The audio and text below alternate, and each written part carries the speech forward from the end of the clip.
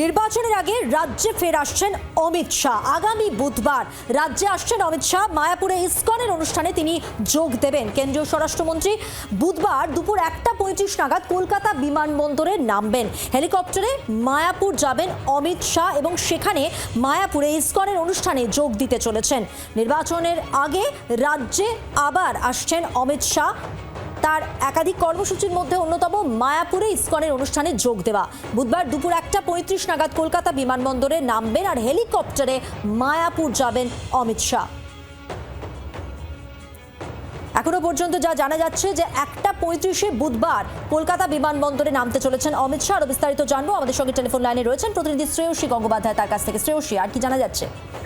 দেখো, এখনো পর্যন্ত যে কর্মসূচি পাওয়া যাচ্ছে সেখানে যেটা জানা যাচ্ছে যে এক্ষেত্রে 18 তারিখে তিনি এসে পৌঁছবেন, অমিত শাহ তিনি আসবেন এবং সেক্ষেত্রে 18 তারিখে তিনি আহমেদাবাদ থেকে রওনা হয়ে তারপরে 1:35 নাগাদ কলকাতায় ঢুকবেন এবং তারপরে কলকাতা বিমানবন্দর থেকেই কিন্তু সেক্ষেত্রে তিনি 2:15 নাগাদ তিনি ইসকনের যে হেলিপ্যাড গ্রাউন্ড রয়েছে মায়াপুরে সেখানে তিনি পৌঁছবেন এবং তারপরে সেখানে তার যে কর্মসূচি রয়েছে সেই কর্মসূচির পরবর্তীকালে সেখান থেকে তিনি রওনা দেবেন। তিনি সেটা ইসকনের যে প্রোগ্রাম সেই প্রোগ্রাম শেষ হলে তিনি 4:25 নাগাদ সেখান থেকে রওনা দেবেন, 4:35 নাগাদ সেখান থেকে রওনা দেবেন, দিয়ে তারপর তিনি 5:10 নাগাদ কলকাতায় ঢুকবেন, কলকাতায় এয়ারপোর্টে ঢুকবেন এবং তারপর সেখান থেকে তিনি রওনা দেবেন তার নির্দিষ্ট যে নিউ দিল্লি যে এয়ারপোর্টে সেই দিকে।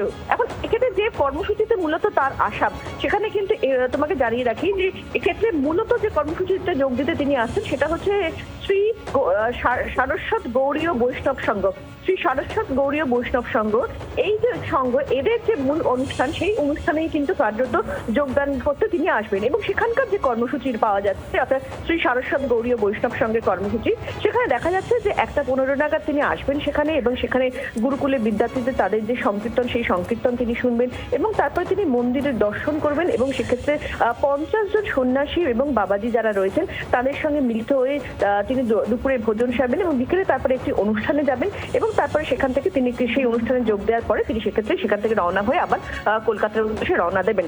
ফলে কার্যত কিন্তু দেখা যাচ্ছে যে শ্রী সারস্বত গৌড়ীয় বৈষ্ণব সংঘের তাদের যে অনুষ্ঠান কর্মসূচি সেই কর্মসূচিতে যোগ দিতেই তিনি আসবেন। যদি এই এদের যে মূল অনুষ্ঠানটি হবে অর্থাৎ এদের যেটা জানা যাচ্ছে যে এরা যে অনুরোধ করেছিলেন ইসকনের কাছে এবং সেই ইসকনের কাছে সেই অনুরোধের পরিপ্রেক্ষিতে ইসকনের যে হল রয়েছে সেই হলেই কিন্তু মূলত এই অনুষ্ঠান হবে এবং সেই অনুষ্ঠানে যোগ দেওয়ার পরে সেক্ষেত্রে অমিত শাহ তিনি ইসকনের যে মন্দির রয়েছে সেই মন্দিরে গিয়েও তিনি পুজো দেবেন, এমনটাই কিন্তু।